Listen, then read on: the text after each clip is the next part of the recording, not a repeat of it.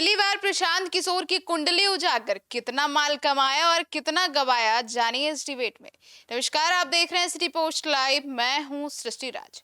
बांकीपुर विधानसभा उपचुनाव में जनसुराज के संस्थापक प्रशांत किशोर की कुंडली पहली बार सामने आई है। अब तक किसी को नहीं पता था कि प्रशांत किशोर कितने पढ़े लिखे हैं, उनकी संपत्ति कितनी है, चुनावी रणनीतिकार होने के दौरान वो कितना कमाते थे और अब उनकी कमाई कितनी घट गई है। आज हम प्रशांत किशोर की कुंडली खंगालने जा रहे हैं हमारे सहयोगी पत्रकार रवि सर के साथ। अब सर, सबकी कुंडली खंगालने वाले प्रशांत किशोर की कुंडली पहली बार उजागर हुई है। बिल्कुल सही सवाल आपने किया है। देखिए, प्रशांत किशोर और उनकी पत्नी के नाम करोड़ों रुपए की चल अचल संपत्ति है। उनके खिलाफ 8 आपराधिक मामले भी लंबित हैं और ख़ास बात यह है कि करोड़ों की संपत्ति होने के बावजूद प्रशांत किशोर के नाम एक भी निजी वाहन दर्ज नहीं है।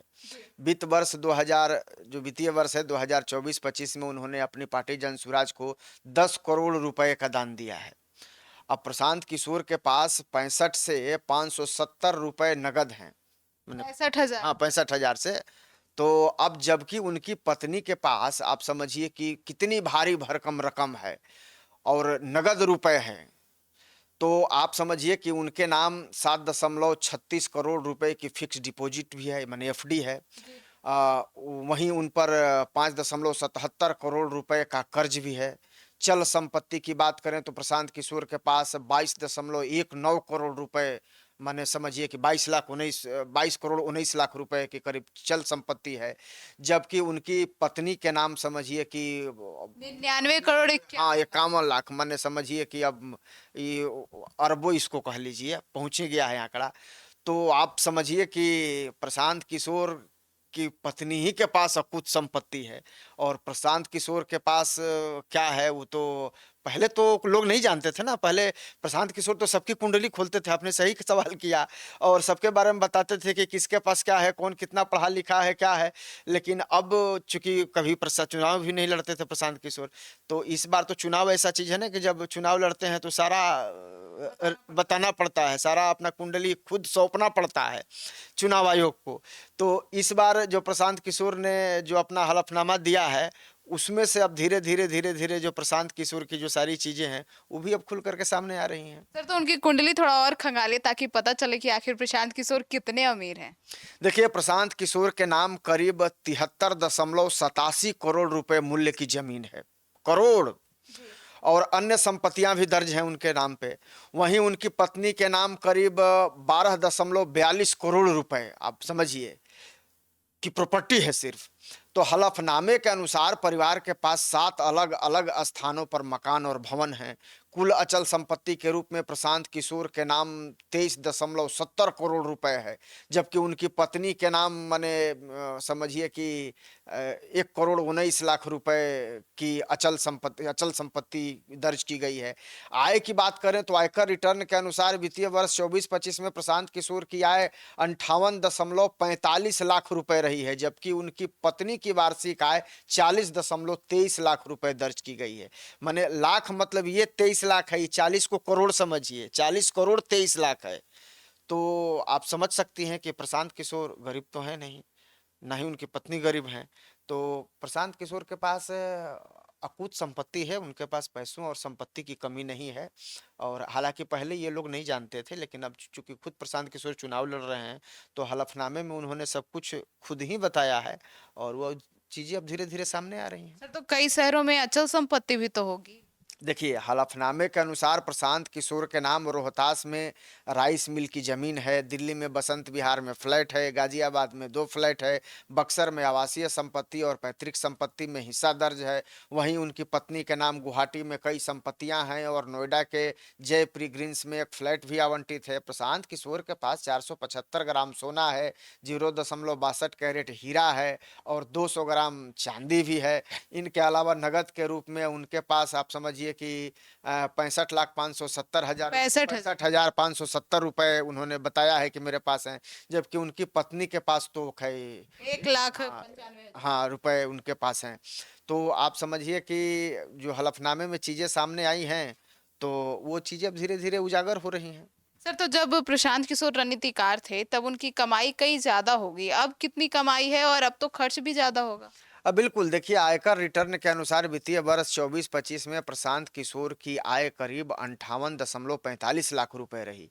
इससे पहले 23-24 में उनकी आय 8.89 करोड़ रुपए दर्ज की गई। मतलब लगभग 9 करोड़। 9 करोड़।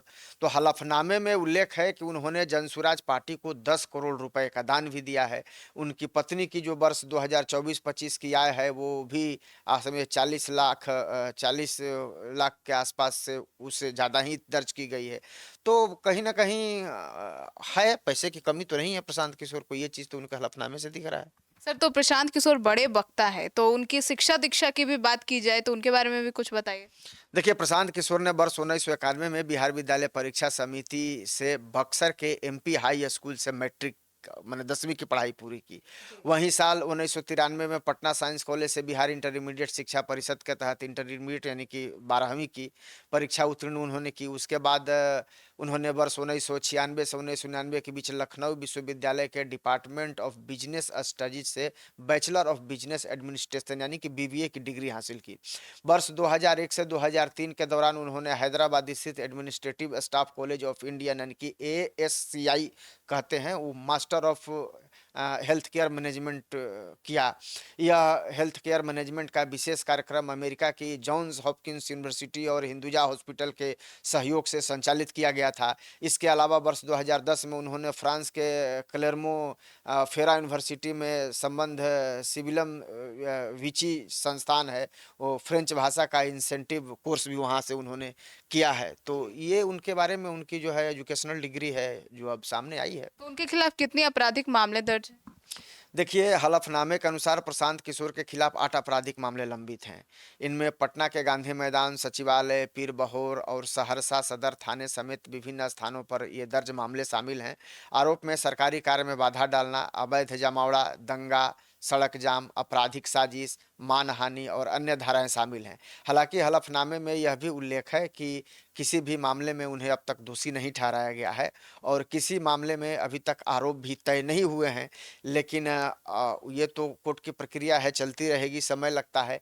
लेकिन आपके ऊपर क्या आपराधिक मामले हैं नहीं हैं ये तो आप चुनाव लड़ते हैं तो हलफनामे में बताने ही पड़ते हैं, क्योंकि अगर इसको छुपाइएगा तो फिर बाद में आपके लिए समस्या हो जाएगी। तो प्रशांत किशोर ने खुद ही इन सब चीज़ों को उजागर किया है अपने हलफनामे में, ये सब सारा चीज़ें बताई हैं चुनाव आयोग को। तो उसके बाद अब कहीं न कहीं अब प्रशांत किशोर को लेकर के भी अब चर्चा हो रही है कि भाई उनके पास क्या-क्या है, कितनी संपत्ति है, उनका क्वालिफ़िकेशन क्या है, उनके ऊपर कितने आपराधिक मामले हैं। तो आपको हमने बता ही दिया कि सारा चीज़ उनका जो है प्रशांत किशोर का यही उनका लेखा-जोखा था। अब दर्शक देख रहे हैं, अब वो तय करेंगे क्या करना है। लहर तो है इस बार प्रशांत किशोर की बांकीपुर सीट से उपचुनाव को लेकर के, क्योंकि सिटी पोस्ट ने जब सर्वे किया तो प्रशांत किशोर खुद भी दहाड़ रहे हैं और उनका ये भी चल रहा है। हालांकि चुनाव पर इसका क्या असर पड़ेगा ये कोई मैटर नहीं रखता है, क्योंकि ये तो एक सामान्य प्रक्रिया है। जब कोई भी चुनाव लड़ता है तो अपनी जो जानकारियां हैं वो चुनाव आयोग को देनी पड़ती हैं, सब लोग देते हैं। चाहे भाई बीजेपी के ही प्रत्याशी का देखिए, पहले वाले जो प्रत्याशी थे उन्होंने भी अपना नामांकन कर लिया था, बाद में पता चला कि उनकी डिग्री में ही फॉल्ट था, फिर बाद में हुआ कि नहीं भाई पारिवारिक वजह है तो नाम वापस हो गया। तो ये सब चीज़ें चलती रहती हैं, ये कोई बड़ा मामला नहीं है। लेकिन प्रशांत किशोर का तो यही डाटा था जो हमने आपको बताया। तो सुना आपने, तो अब प्रशांत किशोर को लेकर आपकी क्या राय है कमेंट सेक्शन में ज़रूर बताइएगा। धन्यवाद।